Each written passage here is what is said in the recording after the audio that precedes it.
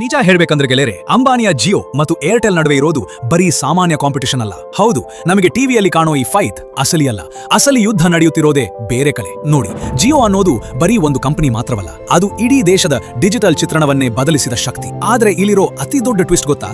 ಜಿಯೋಗೆ ಅಸಲಿ ಶತ್ರು ಏರ್ಟೆಲ್ ಅಲ್ಲ, ಬದಲಿಗೆ ನಮ್ಮ ಭಾರತ ಸರ್ಕಾರವೇ ಆಗಿತ್ತು. ಹೌದು, ಯಾವ ಸರ್ಕಾರ ಕಾನೂನು ಮಾಡ್ತೋ, ನಿಯಮ ರೂಪಿಸ್ತೋ, ಅದೇ ಸರ್ಕಾರ ಅರಿಯದೆಯೋ ಅಥವಾ ಬೇಕಂತಲೋ ಮಾರ್ಕೆಟ್ನ ದಿಕ್ಕನ್ನೇ ಬದಲಿಸಿಬಿಡುತ್ತೆ. ಈ ವಿಡಿಯೋದಲ್ಲಿ ನಾನು ನಿಮಗೆ 3 ಮುಖ್ಯ ಪ್ರಶ್ನೆಗಳಿಗೆ ಉತ್ತರ ಕೊಡ್ತೀನಿ. 1. ಸಾವಿರಾರು ಕೋಟಿ ಲಾಭ ಮಾಡ್ತಿದ್ದ BSNL ಸರ್ಕಾರದ ನಿರ್ಧಾರಗಳಿಂದ ಮತ್ತು ಹಳೆ ಸಿಸ್ಟಮ್ನಿಂದಾಗಿ ಹೇಗೆ ನಷ್ಟಕ್ಕೆ ಹೋಯಿತು?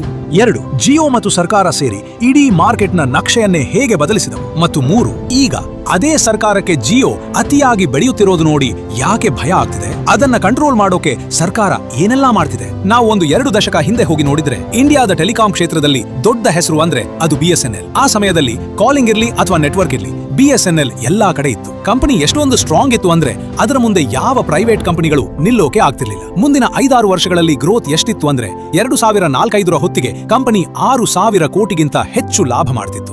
ನೋಡ್ತಿದ್ದ ಹಾಗೆ ಈ ಲಾಭ 10,000 ಕೋಟಿಯ ಹತ್ತಿರ ತಲುಪಿತ್ತು. ಆದ್ರೆ ಇಂಥ BSNL ಎಂದು ನಷ್ಟಕ್ಕೆ ಹೋಗುತ್ತೆ ಅಂತ ಯಾರು ಕನಸಿನಲ್ಲೂ ಯೋಚಿಸಿರ್ಲಿಲ್ಲ. ಇಲ್ಲೇ ಕಥೆಯ ಅಸಲಿ ಟ್ವಿಸ್ಟ್ ಶುರುವಾಗುವುದು. BSNL ನ ಶಕ್ತಿಯಾಗಿದ್ದ ಸರ್ಕಾರವೇ ಮೆಲ್ಲಗೆ ಅದರ ಅತಿ ದೊಡ್ಡ ದೌರ್ಬಲ್ಯವಾಯಿತು. ಸರ್ಕಾರ ಒಂದೆಡೆ ಟೆಲಿಕಾಂ ಸೆಕ್ಟರ್ ಅನ್ನ ಓಪನ್ ಮಾಡಿತು, ಖಾಸಗಿ ಕಂಪನಿಗಳಿಗೆ ಲೈಸೆನ್ಸ್ ಕೊಟ್ಟಿತು, ಸ್ಪೆಕ್ಟ್ರಮ್ ಹರಾಜು ಹಾಕಿತು ಮತ್ತು ಟೆಲಿಕಾಂ ಅನ್ನ ಒಂದು ರೆವೆನ್ಯೂ ಮಷೀನ್ ಮಾಡಿಕೊಂಡಿತು. ಆದ್ರೆ ಇನ್ನೊಂದೆಡೆ BSNL ಮಾತ್ರ ಅದೇ ಹಳೆ ಸರ್ಕಾರಿ ಪ್ರಕ್ರಿಯೆ, ಟೆಂಡರ್ ಸಿಸ್ಟಮ್ ಮತ್ತು ಸ್ಲೋ ನಿರ್ಧಾರಗಳ ಸುಳಿಯಲ್ಲಿ ಸಿಕ್ಕಿ ಹಾಕಿಕೊಂಡಿತು. ಟೆಕ್ನಾಲಜಿ ಬದಲಾಗ್ತಿತ್ತು, ಮೊಬೈಲ್ ಡೇಟಾ ಯುಗ ಬರ್ತಿತ್ತು, ಆದ್ರೆ BSNL ಮಾತ್ರ ಪ್ರತಿಯೊಂದು ನಿರ್ಧಾರಕ್ಕೂ ಫೈಲ್ ಮೇಲೆ ಫೈಲ್ ಮೂವ್ ಮಾಡ್ತಾನೆ ಇತ್ತು. 20,000 ಇಂದ 2005 ಅವಧಿಯಲ್ಲಿ ಇಂಟರ್ನೆಟ್ 2G ಮತ್ತು ಬ್ರಾಡ್ಬ್ಯಾಂಡ್ ಬಂದರೂ ಕೂಡ ಕಂಪನಿ ಟೆಕ್ನಾಲಜಿ ಅಪ್ಡೇಟ್ ಮಾಡಕ್ಕೆ ಹೋಗ್ಲೇ ಇಲ್ಲ. ಖಾಸಗಿ ಕಂಪನಿಗಳು ಫಾಸ್ಟ್ ಆಗಿ 3G ಮತ್ತು 4G ಕಡೆ ಮುನ್ನುಗ್ಗುತ್ತಿದ್ದರೆ, ಇತ್ತ BSNL ಮಾತ್ರ 2004ರ ಎಕ್ಸ್ಚೇಂಜ್ ಕೇಸ್ ಮತ್ತು 2008ರ ಕುಖ್ಯಾತ 2G ಸ್ಕ್ಯಾನ್ ನಂತಹ ಹಗರಣಗಳಲ್ಲಿ ಸಿಕ್ಕಿಬಿದ್ದು ಫೈನಾನ್ಷಿಯಲ್ ಆಗಿ ದೊಡ್ಡ ಹೊಡೆತ ತಿಂದಿತು. ತನಿಖಾ ಸಂಸ್ಥೆಗಳ ನಡುವೆ ಸಿಕ್ಕಿಬಿದ್ದ ಯೋಜನೆಗಳು,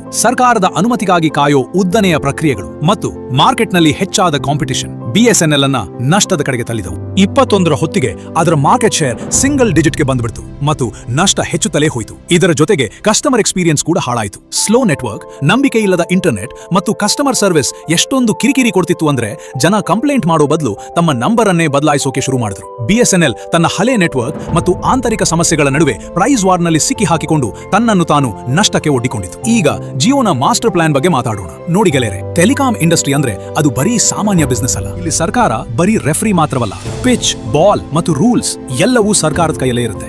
ಏರ್ವೇವ್ ಸರ್ಕಾರದ್ದು, ಸ್ಪೆಕ್ಟ್ರಮ್ ಕೂಡ ಸರ್ಕಾರವೇ ಮಾರಾಟ ಮಾಡುವುದು ಮತ್ತು ಪ್ರತಿಯೊಂದು ಕಂಪನಿ ತನ್ನ ಗಳಿಕೆಯ ದೊಡ್ಡ ಪಾಲನ್ನ ಸರ್ಕಾರಕ್ಕೆ ಕೊಡಲೇಬೇಕು. ಏರ್ಟೆಲ್, ವೋಡಫೋನ್, ಐಡಿಯಾ ಕಂಪನಿಗಳು 2G ಮತ್ತು 3G ಕಾಲದಲ್ಲಿ ಹಂತವಾಗಿ ನೆಟ್ವರ್ಕ್ ಕಟ್ಟಿ ಟೆಕ್ನಾಲಜಿ ಅಪ್ಡೇಟ್ ಮಾಡಿ ಪ್ರತಿಯೊಂದು ಸ್ಟೇಜ್ನಲ್ಲೂ ಹಣ ಹೂಡ್ತಾ ಬಂದವು. ಆದ್ರೆ ರಿಲಯನ್ಸ್ ಮಾತ್ರ ಬೇರೆಯದ್ದೇ ಆಟ ಆಡಿತು. ಈ ಕಂಪನಿ ಮೊದಲೇ ಟೆಲಿಕಾಂ ಕ್ಷೇತ್ರಕ್ಕೆ ಬಂದು ಹೋಗಿತ್ತು. ಅವರಿಗೆ ಸಿಸ್ಟಮ್ ಚೆನ್ನಾಗಿ ಗೊತ್ತಿತ್ತು. ಹಳೆ ಟೆಕ್ನಾಲಜಿಯಲ್ಲಿ ಸಿಕ್ಕಿ ಹಾಕಿಕೊಂಡ್ರೆ ಎಷ್ಟು ನಷ್ಟ ಆಗುತ್ತೆ ಅನ್ನೋದು ಅವರಿಗೆ ಚೆನ್ನಾಗಿ ತಿಳಿದಿತ್ತು.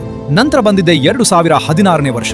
ಆ ವರ್ಷ ರಿಲಯನ್ಸ್ ಜಿಯೋ ಟೆಲಿಕಾಂ ಮಾರ್ಕೆಟ್ಗೆ ಎಂಟ್ರಿ ಕೊಡ್ತು. ಜಿಯೋ ಬರೀ ಒಂದು ಹೊಸ ಕಂಪನಿಯಾಗಿ ಬರಲಿಲ್ಲ, ಅದು ಸಿಸ್ಟಮ್ನಲ್ಲಿರೋ ಲೋಪದೋಷಗಳನ್ನ ಮತ್ತು ಅವಕಾಶಗಳನ್ನ ನೋಡಿ ಸರಿಯಾದ ಟೈಮ್ಗೆ ಎಂಟ್ರಿ ಕೊಡ್ತು. ಫ್ರೀ ಕಾಲ್ಸ್, ಅತಿ ಕಡಿಮೆ ಬೆಲೆಗೆ ಇಂಟರ್ನೆಟ್ ಮತ್ತು ಅಗ್ರೆಸಿವ್ ಮಾರ್ಕೆಟಿಂಗ್ ಸ್ಟ್ರಾಟಜಿ ಜನರ ಅಭ್ಯಾಸವನ್ನೇ ಬದಲಿಸಿಬಿಡ್ತು. ಏರ್ಟೆಲ್ ಮತ್ತು ವೋಡಫೋನ್ ನಂತಹ ಹಳೆ ಕಂಪನಿಗಳು ಜಿಯೋ ಜೊತೆ ಮಾತ್ರವಲ್ಲ, ಸರ್ಕಾರದ ಹೊಸ ರೂಲ್ಸ್ ಮತ್ತು ನಿರ್ಧಾರಗಳ ಜೊತೆಗೂ ಫೈಟ್ ಮಾಡಬೇಕಾಯಿತು. ಮೆಲ್ಲಗೆ ಸಣ್ಣ ಕಂಪನಿಗಳು ಮುಚ್ಚಿ ಹೋದವು ಅಥವಾ ಮರ್ಜ್ ಆದವು. ಜಿಯೋ ಬರೀ ಮಾರ್ಕೆಟ್ನಲ್ಲಿ ಮಾತ್ರವಲ್ಲ, ಇಡೀ ಟೆಲಿಕಾಂ ವ್ಯವಸ್ಥೆಯಲ್ಲೇ ತನ್ನ ಆಧಿಪತ್ಯ ಸ್ಥಾಪಿಸಿತು. ಆದರೆ ಇವತ್ತು ನೋಡಿ, ಮೊದಲು ಯಾವ ಸರ್ಕಾರ ಜಿಯೋಗೆ ಅನುಕೂಲಕರವಾಗಿತ್ತೋ ಅದೇ ಸರ್ಕಾರ ಈಗ ಅದರ ಮೇಲೆ ಕಣ್ಣಿಟ್ಟಿದೆ. ಪ್ರಶ್ನೆ ಇಷ್ಟೇ, ಜಿಯೋ ಸಿಸ್ಟಮ್ ಫ್ರೆಂಡ್ಲಿ ಆಗಿದ್ರೆ ಮತ್ತು ಮಾರ್ಕೆಟ್ ಕಂಟ್ರೋಲ್ ಮಾಡ್ತಿದ್ರೆ ಸರ್ಕಾರಕ್ಕೆ ಈಗ ಯಾಕೆ ಭಯ ಶುರುವಾಗಿದೆ? ಉತ್ತರ ಸಿಂಪಲ್. ಮಾರ್ಕೆಟ್ನಲ್ಲಿ ಈಗ ಕೇವಲ 2.5 ಕಂಪನಿಗಳು ಮಾತ್ರ ಉಳಿದಿವೆ. ಇಂತಹ ಪರಿಸ್ಥಿತಿ ಬಂದಾಗ ಯಾವುದೇ ರೆಗ್ಯುಲೇಟರ್ಗೆ ಟೆನ್ಷನ್ ಆಗೋದು ಸಹಜ. ಯಾಕಂದ್ರೆ ನಾಳೆ ಈ ಕಂಪನಿಗಳು ತಮ್ಮದೇ ರೂಲ್ಸ್ ಫಿಕ್ಸ್ ಮಾಡಿಬಿಟ್ರೆ ಕಷ್ಟ ಅಂತ. ಅದಕ್ಕೆ ಸರ್ಕಾರ ಈಗ ಕೆಲವು ಮುನ್ನೆಚ್ಚರಿಕೆ ಕ್ರಮಗಳನ್ನ ತಗೊಂಡಿದೆ. ಕಾಂಪಿಟಿಷನ್ ಇರ್ಲಿ ಅಂತ ವೋಡಫೋನ್ ಐಡಿಯಾಗೆ ಸಹಾಯ ಮಾಡ್ತಿದೆ. BSNLಗೆ ಹೊಸ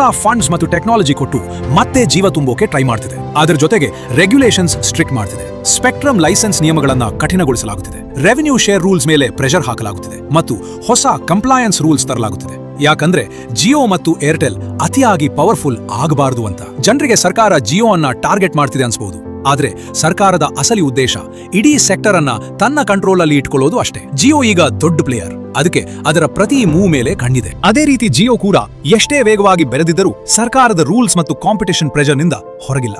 ಮಾರ್ಕೆಟ್ ನಲ್ಲಿ ಯಾರೂ ಶಾಶ್ವತ ರಾಜ ಅಲ್ಲ, ಇಲ್ಲಿ ಸಿಸ್ಟಮ್ ಮಾತ್ರ ರಾಜ. ಆ ಸಿಸ್ಟಮ್ ಮೀರಿ ಯಾರು ಹೋಗೋಕೆ ನೋಡ್ತಾರೋ ಅವರನ್ನ ವಾಪಸ್ ಎಳೆಯಲಾಗುತ್ತೆ. ಗೆಳೆಯರೆ, ಇದು ಬರೀ ಟೆಲಿಕಾಂ ಕಥೆಯಲ್ಲ, ಇದು ಇಂಡಿಯಾದ ದೊಡ್ಡ ಬಿಸ್ನೆಸ್ ಮತ್ತು ಸರ್ಕಾರದ ಹಸ್ತಕ್ಷೇಪದ ಕಥೆ ಕೂಡ ಹೌದು. ಜಿಯೋ ಮಾರ್ಕೆಟ್ ಅನ್ನ ಡಿಸ್ಟರ್ಬ್ ಮಾಡ್ತು, BSNL ಹಳೆಯ ಪರಂಪರೆಯನ್ನ ತೋರಿಸಿತು ಮತ್ತು ಸರ್ಕಾರ ಯಾವಾಗಲೂ ತನ್ನದೇ ರೂಲ್ಸ್ ಪ್ರಕಾರ ಆಟವನ್ನ ಬ್ಯಾಲೆನ್ಸ್ ಮಾಡ್ತು. ಮುಂದಿನ ದಿನಗಳಲ್ಲಿ BSNL ಹೇಗೆ ಕಂಬ್ಯಾಕ್ ಮಾಡುತ್ತೆ, ಜಿಯೋ ತನ್ನ ಹವಾ ಉಳಿಸಿಕೊಳ್ಳುತ್ತಾ ಅಥವಾ ಸರ್ಕಾರದ ಹೊಸ ನಿಯಮಗಳು ಮಾರ್ಕೆಟ್ ಅನ್ನ ಹೇಗೆ ಬದಲಿಸುತ್ತೆ ಅನ್ನೋದನ್ನ ಕಾದು ನೋಡಬೇಕು. ಈ ಇಡೀ ಸಾಗ ನಮಗೆ ಹೇಳೋದು ಒಂದೇ, ಇಂಡಿಯಾದಲ್ಲಿ ಟೆಲಿಕಾಂ ಅಂದ್ರೆ ಬರೀ ಸರ್ವಿಸ್ ಕೊಡೋದಲ್ಲ, ಅದು ಸ್ಟ್ರಾಟಜಿ, ಪಾಲಿಟಿಕ್ಸ್ ಮತ್ತು ಟೆಕ್ನಾಲಜಿಯ ಒಂದು ದೊಡ್ಡ ಗೇಮ್.